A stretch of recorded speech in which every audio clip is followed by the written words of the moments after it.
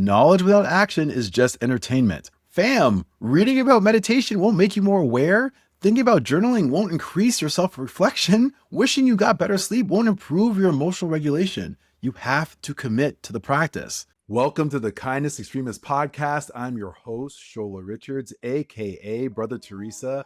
I've spoken to tens of thousands of people all over the world about the importance of kindness. And I am obsessed with how we can bring more kindness into our daily lives and restore balance to a deeply unbalanced world. Every episode, I'll give you 3 practical strategies to create a kinder world, and I'll do it in 30 minutes or less. No fluff, just valuable, actionable content that you can implement in your life immediately after listening to help you actively create a kinder world. There's no time to waste. Let's dive in. What's up, my friend? Welcome to episode 30 of the Kindness Extremist podcast. I'm your host, Shola Richards, aka Brother Teresa, and I'm so pumped to dive into today's topic with you. But before we get started, I want you to imagine something with me for a moment. Picture the kindest person you know, like for real, like really think about them. Maybe it's your grandmother, a teacher who changed your life, or that neighbor who always seems to show up exactly when you need them the most. Now, here's my question. Do you think that person just woke up one day and decided to be kind?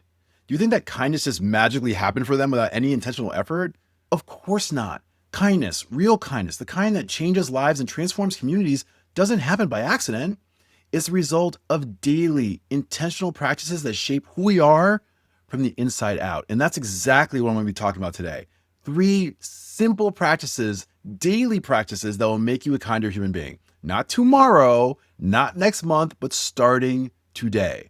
Now, I know what some of you might be thinking. Shola, I don't have time for a bunch of complicated self-improvement rituals. I can barely get through my day as it is.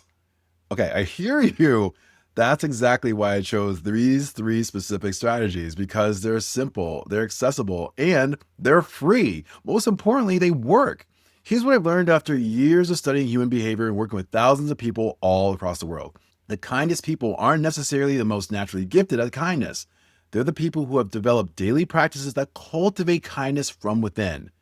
Think about it this way. If we want to become physically stronger, we wouldn't just hope it happens. You'd go to the gym regularly, eat nutritious food, get adequate rest. The same principle applies to becoming kinder. It requires intentional daily practices that strengthen your capacity for compassion, patience, and understanding. In today's episode, we're going to explore these 3 game-changing practices. The first, meditation. Second, journaling. And third, prioritizing sleep. Now, before you roll your eyes and think, Shola, I already know this stuff, I'm going to challenge you to set aside your previous knowledge about these 3 practices, because I'm going to reintroduce them to you in a way that you haven't heard before. Specifically, each of these 3 parts of this episode will include not just the why behind these practices, but the how. As you know, if you've been following this podcast for a while, I'm all about keeping things freakishly practical here on my podcast. And most importantly, it's worth remembering that knowing about these science-based strategies and actually using them are 2 completely different things. So, buckle up, my friend. It's time to transform your daily routine in a way that will make you a kinder, more compassionate human. And in a world that desperately needs more kindness, this might be the most important work that you do today. Let's get to it. Let me start this section by addressing the elephant in the room. Most people avoid meditation like it's some kind of medieval torture device or something. And I get it. I really do. For years, I thought meditation was this mystical practice reserved for Buddhist monks sitting on mountaintops, humming in perfect serenity, somehow magically emptying their minds of all thoughts. The idea of sitting still and doing nothing felt like the most unproductive thing I could possibly do with my time. But here's what I've discovered, and more importantly, what science has proven over and over again. Meditation isn't about emptying your mind or achieving some state of perfect zen.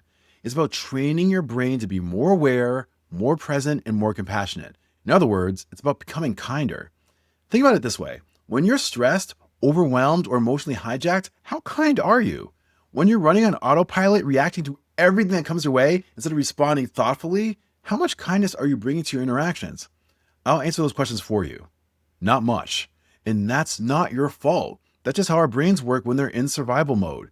Meditation, however, changes the game. It literally rewires your brain to be more compassionate, more patient, and more understanding. Science has shown through brain imaging that regular meditation increases the activity in the areas of the brain associated with empathy and emotional regulation while decreasing activity in the areas associated with stress and reactivity. But here's the thing that nobody tells you about meditation. You're probably going to think that you're doing it wrong. Your mind is going to wander. You're going to think about your grocery list, that awkward conversation you had yesterday, or what you're going to have for dinner. And when this happens, you're going to think that you failed. But then I heard something that changed everything for me. And here it is. The only way to meditate wrong is to not meditate at all. Let me give you a metaphor that will hopefully revolutionize how you think about meditation. When your mind wanders during meditation and you bring your attention back to your breath, that's like doing a rep at the gym. You know how when you're lifting weights and each repetition makes your muscles stronger? The same thing happens with meditation. Each time your mind wanders and you notice it and bring it gently back to focus on your breath, that's a rep. You're strengthening your awareness muscle, your focus muscle, and most importantly, your kindness muscle. The more reps you do, the stronger those capacities become. So instead of being frustrated when your mind wanders, celebrate it. You just caught your mind in the act of wandering, which means your awareness is working. That's not failure, that's success. Here's how this directly connects to kindness. When you train your mind to be more aware and less reactive through meditation, you become someone who can pause before responding. You become someone who can notice when you're about to snap at your spouse, lose patience with your kids, or respond defensively to a colleague's criticism. That pause, that space between stimulus and response is where kindness lives. And meditation is how you create that space. For example, last month, I was dealing with a very challenging situation with someone in my personal life. During that time, it would have been so easy for me to default to passive-aggressive comments or some other less than kind response. But thankfully, because I've been practicing meditation consistently, I was able to catch myself in that moment of reactivity. So instead of reacting, I took 3 deep breaths and asked myself, what would the kindest version of myself do in the situation? And then I responded from that place. The result was a completely different outcome, one that preserved the relationship and actually solved the problem. That's the power of meditation in action. It's not about sitting in perfect stillness. It's about training your brain to choose kindness over reactivity in the moments that matter most. So here's the first kindness strategy of the episode. I'm going to give you a meditation challenge for this week. Start with just 5 minutes a day. That's it. Not 20 minutes, not an hour, just 5 minutes. Find a quiet spot, sit comfortably, and focus on your breath. And when your mind wanders, and it will, gently bring your attention back to your breathing. Remember, each time you do this, you're doing a rep. You're getting stronger. Don't worry about doing it perfectly. Don't worry about achieving some mythical state of consciousness. Just show up, breathe, and notice. Do this for 7 straight days and pay attention to how you feel, how you react to stress, and how you interact with others. I'm confident that you'll be amazed at the difference 5 minutes of daily meditation can make in your capacity for kindness. Now let's talk about the second daily practice that will transform your ability to be kind, journaling. And before you think this is about writing elaborate diary entries about your feelings, let me clarify what I mean about journaling in this context. The type of journaling I'm talking about is specifically designed to increase your self-awareness, process your emotions, and intentionally cultivate kindness in your daily life. It's not about perfect grammar or literary genius. It's about honest reflection that leads to better behavior. Here's why journaling is so powerful for kindness. Most of us go through our days on autopilot. We react to situations based on habit, emotion, and whatever mental state we happen to be in that moment. We rarely take time to reflect on how we showed up, what triggered us, or how we could have been kinder. Journaling breaks that cycle. It forces you to slow down, reflect, and learn from your experiences. It helps you identify patterns in your behavior, understand your emotional triggers, and make intentional changes that lead to greater kindness. The science backs this up. Research has shown that regular journaling improves emotional regulation, reduces stress, and enhances self-awareness, all of which are essential ingredients for kindness. But here's what makes journaling specifically powerful for becoming a kinder person. When you write about your interactions with others, you're forced to consider their perspectives. You start to see situations from multiple angles instead of just from your own. You begin to develop what psychologists call cognitive empathy, the ability to understand how others think and feel. Let me share how this works in practice. A few months ago, I was frustrated with my neighbor because his dogs would bark loudly late at night. My initial reaction was anger and judgment, but when I wrote about it in my journal, I started asking different questions. Maybe he's going through a difficult time, or maybe he didn't realize how loud his dogs were barking, or maybe he wasn't even home. This shift in perspective didn't excuse the situation, to be clear, because it was messing with my sleep, and I'm pretty obsessive about my sleep. More on that's coming up in part 3 of this episode. but it allowed me to approach the conversation with curiosity and compassion instead of accusation and anger. The result was a productive conversation that actually solved the problem and even strengthened our relationship. That's the power of journaling for kindness. It helps you to move from judgment to curiosity, from reactivity to reflection, from selfishness to empathy. Now, let me make this as accessible as possible because I know for a lot of people, the idea of journaling feels overwhelming or intimidating. You don't need a fancy journal, perfect handwriting, or even hours of time. You don't need to write pages and pages of deep philosophical insights. Here's the simple framework that I use and I recommend. Just a simple daily kindness reflection. Each evening, just spend 5 to 10 minutes writing about these 3 questions. 1, how was I kind today? Identify specific moments where you showed kindness or compassion or understanding. Even the small ones count. 2, where could I have been kinder? Think about interactions where you might have been impatient, judgmental, or dismissive.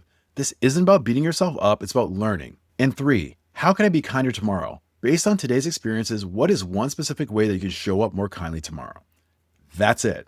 3 questions, 5 to 10 minutes, done.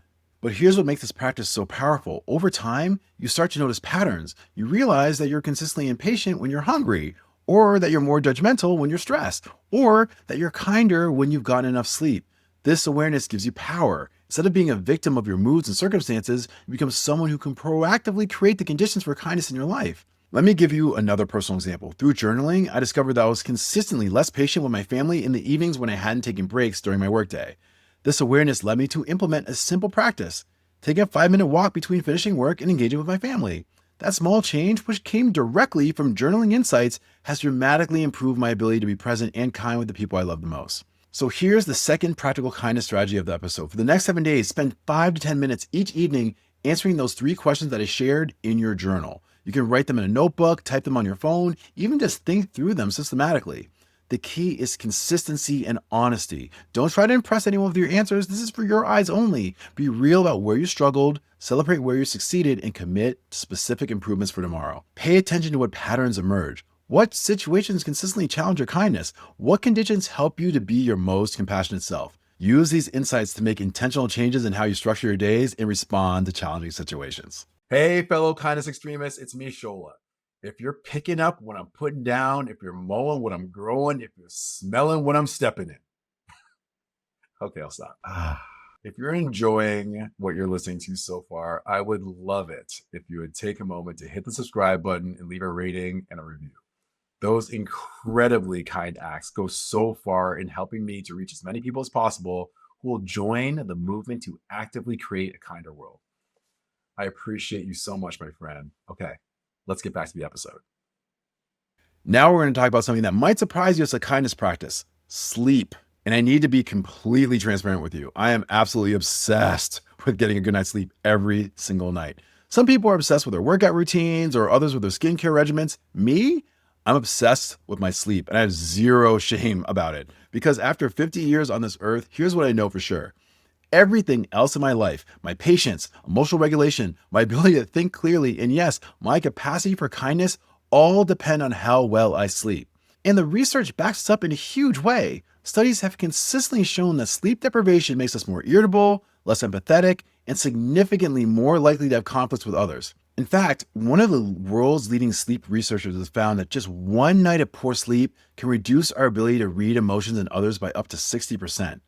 Think about that for a moment. When you're sleep deprived, you literally lose more than half your ability to understand how other people are feeling. How can you be kind to someone when you can't even accurately perceive their emotional state? And it actually gets worse. Sleep deprivation also impairs the prefrontal cortex, the part of your brain responsible for impulse control, emotional regulation, and decision making. In other words, when you're tired, you're operating with a compromised ability to choose kindness over reactivity. Let me just put this into super simple terms. Have you ever noticed how everything feels overwhelming when you're tired? How your patience runs out faster? How small annoyances feel like major catastrophes? How you're more likely to snap at your family, colleagues, or lose your temper in traffic? That's not a character flaw, that's biology. Your sleep-deprived brain is literally less equipped to handle stress, regulate emotions, and respond with kindness. On the flip side, however, when you're well rested, everything becomes easier. You have more patience with difficult people. You can think more clearly about complex problems. You're more creative in finding solutions to conflicts. You have the emotional resources to extend grace to others instead of immediately jumping to judgment. I have experienced this personally countless times. There have been situations when I'm absolutely convinced that someone's being unreasonable or difficult, only to realize the next day, after a good night's sleep, that I was the one being unreasonable because I was exhausted. Sleep isn't just about physical rest, it's about emotional restoration. When you sleep well, you wake up with what I call a full emotional tank. You have the reserves to be patient, understanding, and kind, even when faced with challenging situations or difficult people. Now, let me share some practical sleep hygiene strategies that have been game changers for my sleep quality and consequently for my ability to be kind. First, establish a consistent sleep schedule. Go to bed and wake up at the same time every day, even on weekends. Your body thrives on routine, and this consistency helps regulate your natural sleep-wake cycle. Second, create a technology buffer zone. Stop looking at screens at least 1 hour before bed. The blue light from phones, tablets, and TVs interferes with your body's production of melatonin, the hormone that helps you to fall asleep. Third, make your bedroom a sleep sanctuary. To optimize your sleep, your bedroom should be cold, dark, and quiet. Keep it cool around 65, 68 degrees. If possible, invest in blackout curtains, sleep mask, and earplugs. And also, ideally, your bedroom should only be used for the two S's. That's sleep and sex. If it can be avoided, don't use your bedroom for TV watching or for doing work. Fourth, develop a calming bedtime routine. This might include reading, gentle stretching, meditation, or writing in your journal, as mentioned in part 2 of this episode. The key is to do the same relaxing activities in the same order each night, which signals to your brain that it's time to wind down. Fifth, and this is a big one, watch your caffeine and alcohol intake. Avoid caffeine after 2 p.m. And while alcohol may make you feel drowsy initially, it actually disrupts your sleep quality throughout the night. This is a lesson that took me so long to learn. And the sixth strategy, get some natural light exposure in your day. Spend at least 10 to 15 minutes outside in the morning sunlight. This actually helps to regulate your circadian rhythm and improves your sleep quality through the night. Now, here's how this directly relates to kindness. When you prioritize sleep, you're not just taking care of yourself, you're taking care of everyone who interacts with you. Your family gets a more patient version of you. Your colleagues get someone who can think clearly and collaborate effectively. Your community gets someone who has the emotional resources to contribute positively instead of just surviving. In other words, good sleep hygiene is actually a form of kindness, both to yourself and to others. I want to share a personal story that illustrates this perfectly. A few years ago, I was going through a particularly stressful period at work, and I was consistently only getting 3 to 4 hours of sleep per night. It was awful. I told myself I was being productive and responsible by working late and getting up early. But here's what actually happened. I was becoming increasingly irritable with my family, impatient with my team, and quick to judge others. I was making more mistakes at work by having conflicts in my relationships and feeling generally awful and miserable all day long. I thought the problem was everyone else. They were being unreasonable, demanding, or difficult.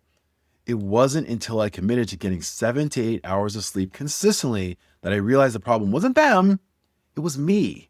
When I was well rested, the same situations that had felt overwhelming finally became manageable, almost like magic. The same people who had seemed so difficult before actually became reasonable, and the same challenges that felt insurmountable became solvable. That experience taught me that sleep isn't a luxury, it's a necessity for anyone who wants to be a kind, effective human being. So here's the third and final kindness strategy of the episode. For the next 7 days, commit to getting 7 to 8 hours of sleep each night. I know this might require some adjustments to your schedule, but I promise it will be worth it. Choose a consistent bedtime that allows for adequate sleep and stick to it, even on the weekends.